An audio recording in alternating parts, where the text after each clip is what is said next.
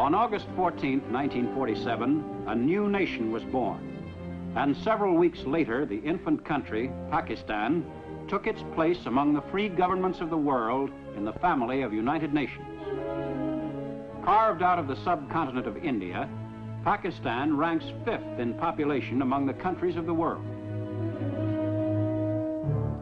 Its land area is split into 2 non-contiguous geographical units in the eastern and western sections of what had been Britain's Indian Empire.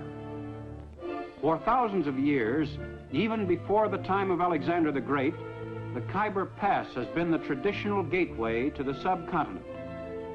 Today, this ancient route of the invader leads to the border of the free nation of Pakistan. Centuries before the birth of Christ, the Khyber Pass was one of the most important trade routes between Central Asia and India. Caravans still traverse the passage in much the same manner as they did 2,000 years ago. Along the route, fortified villages offered secure shelter to travelers who were under constant threat of attack by marauding tribesmen. Most of the traveling bands that set out to make the difficult trip across the craggy defile were usually well loaded with goods that could bring a considerable price once their destination was reached.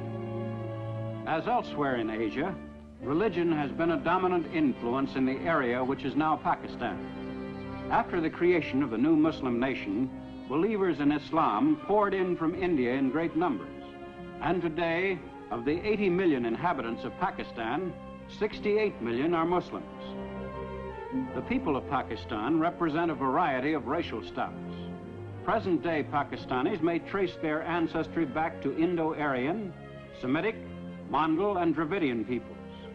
The average Pakistani is today a swarthy, stocky person. The rugged life in the northwest frontier province has made the Pathans somewhat heavier in build and tougher than their neighbors to the south. The bearing of the frontier Pathans is proud and resolute, and they are regarded as one of the sturdiest peoples alive today.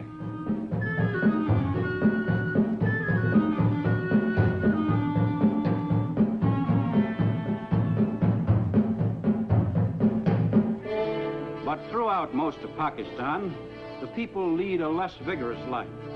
The great majority of Pakistanis live in rural areas. Their daily pattern of existence varies little from the life of their ancestors on the same land generations ago.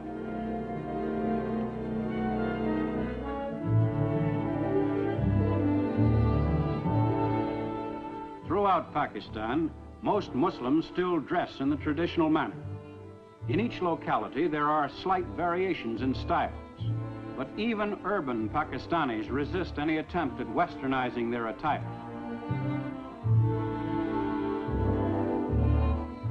Some women still cover themselves from sight with the ancient burqa.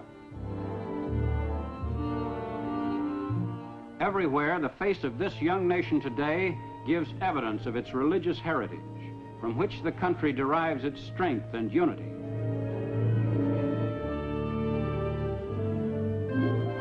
But the 20th century has made its mark on Pakistan. Karachi Airport, one of the largest airfields in Asia, is a regular stop on the airline schedules of 7 nations.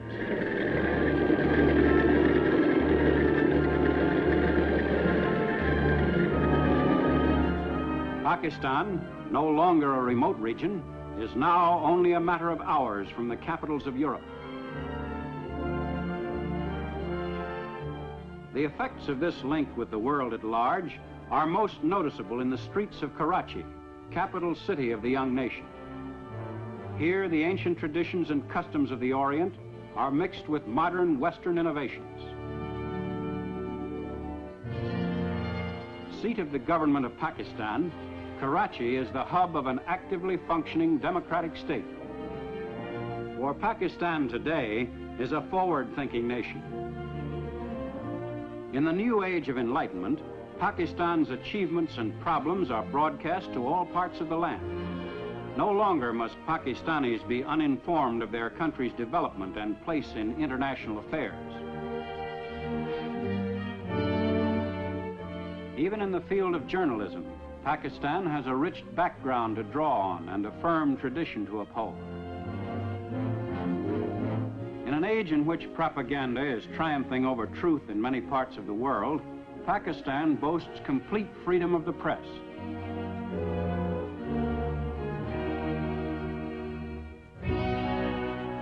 But these freedoms have not been easy to achieve. Pakistan's history to date has been far from smooth. When Muhammad Ali Jinnah took over the leadership of the country as the first Governor General, there were many serious problems to be faced. The task of rehabilitating the masses of Muslims who had migrated to Pakistan was second in importance only to the deteriorating political relations between Pakistan and neighboring India, also freed from British rule. The open hostility between India's Hindus and Pakistan's Muslims made the new Muslim nation's first years very difficult ones.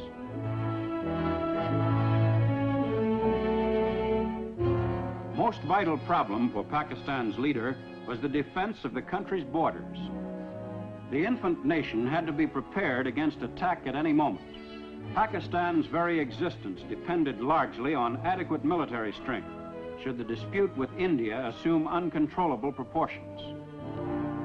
Well trained and equipped, the Pakistan Army remained ready to fight immediately should an aggressor threaten the freedom of the country. To support a military force considered adequate by the government, Pakistan must spend 62% of its national budget.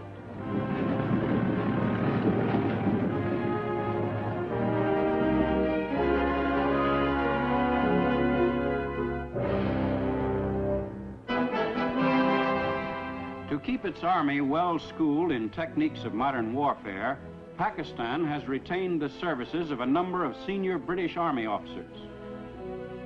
These officers have a thorough knowledge of the problems of warfare in that type of country.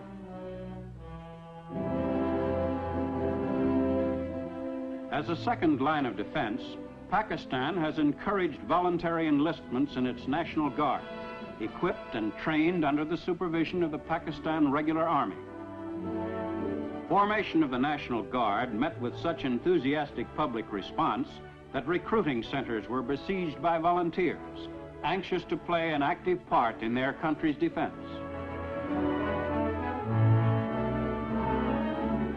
A women's branch of the National Guard was also formed, to be put into service in case of a national emergency. Volunteers in these units perform their military duties with determination and spirit. The chief dispute between Pakistan and India has centered on the Principality of Kashmir in the north. Famed for its beauty and bracing climate, Kashmir has long been the leading resort area of the Indian subcontinent. Because of its strategic location between Central and Southern Asia, Kashmir has been of vital importance to the nations which adjoin it. Behind its peaceful exterior, Kashmir has been a land of conflict. With partition, its Muslim majority was determined to join Pakistan, while its Hindu government acceded to India.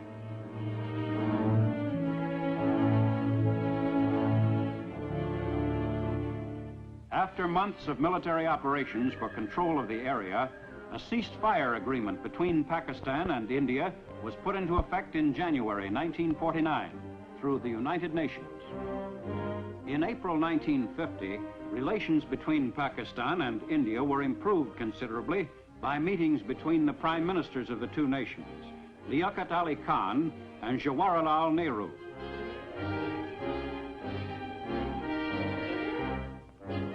Disputes over the disposition of territory are not the only perplexing questions. West Pakistan is one of the most extensively irrigated areas in the world, but the headwaters of the rivers which feed that system are in Kashmir and in India. If the principal flow of these rivers were lost to Pakistan, large areas of the country now fertile would become arid. Should India divert the course of these rivers, Pakistan's irrigation system would become useless. Since Pakistan is chiefly an agricultural nation, such a move on India's part would be ruinous to the economy of the country as a whole.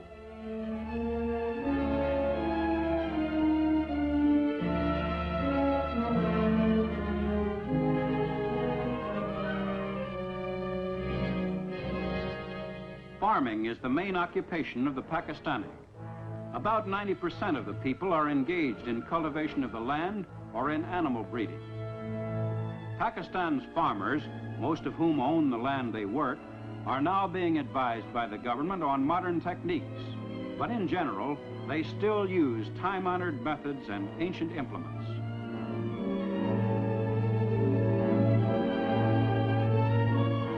Food crops play a most important role in Pakistan's economy.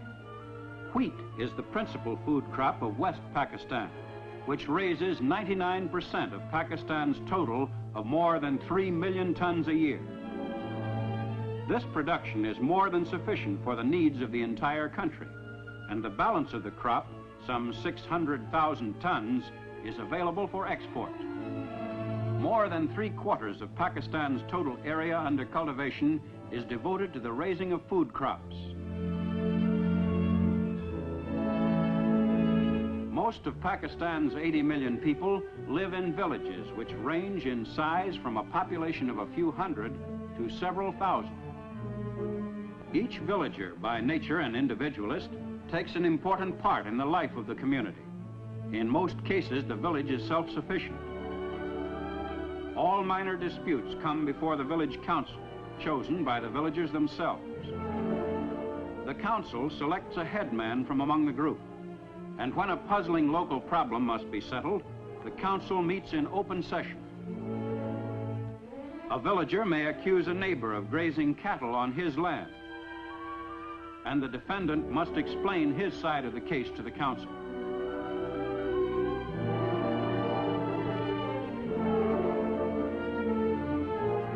The young nation's concern for its people is everywhere apparent. In the smallest villages, schoolmasters are at work combating illiteracy, teaching the children the fundamentals of the Urdu language. For Pakistan is determined that future generations shall be educated to assume the responsibilities of citizenship.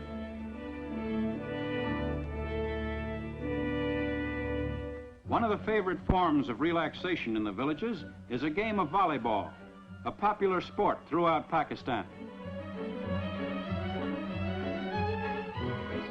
There are few villages which cannot field a good team.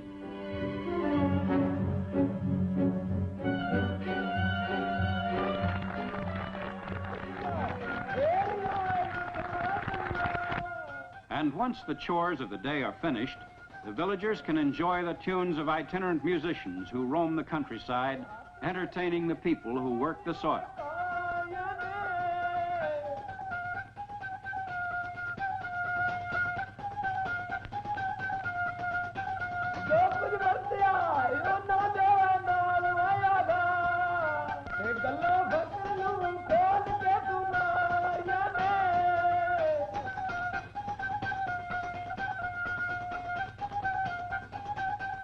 Jute is the most important non-food crop, the principal source of financial income to East Pakistan. Called the golden fiber of Pakistan, jute is used for sacking and in carpets, linoleum, and upholstery. More than 3/4 of the world's supply of jute is raised in East Pakistan.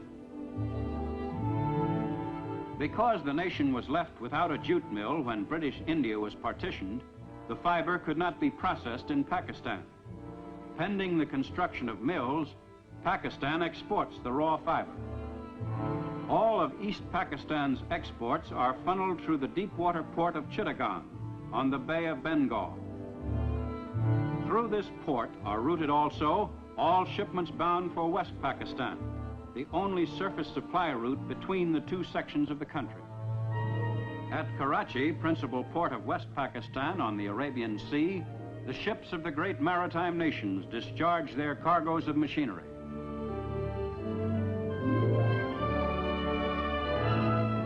Pakistan is one of the few countries of Asia which have a favorable balance of trade with the hard money nations of the world.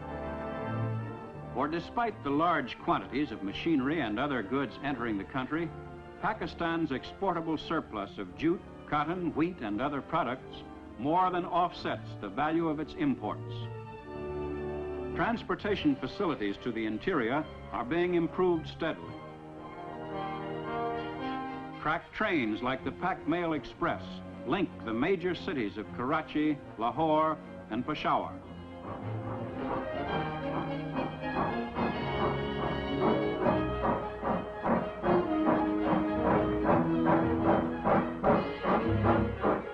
Since most of Pakistan's railways fell under the classification strategic at the time of partition, the government had to maintain them without adequate financial return.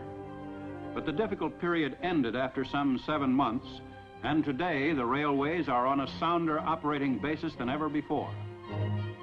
The railway repair shops are busy converting coal-burning locomotives to diesel-type engines, for Pakistan is short of coal and oil is cheaper and more readily available. Pakistan's concern with its progress and future course of action was epitomized by Prime Minister Liaquat Ali Khan. We will never allow our freedom to be taken away. We shall fight aggression wherever it may be. And Pakistan shall cooperate with all those countries who want peace in the world and progress of mankind. To protect that peace and to achieve that degree of progress, the people of Pakistan are united in their resolve to work ceaselessly. For Pakistan is building for the future, and each Pakistani has a stake in that future. The people of Pakistan today are certain that their young country will grow and prosper, and will, in the years ahead, continue to win the respect of the other free nations of the world. Time marches on.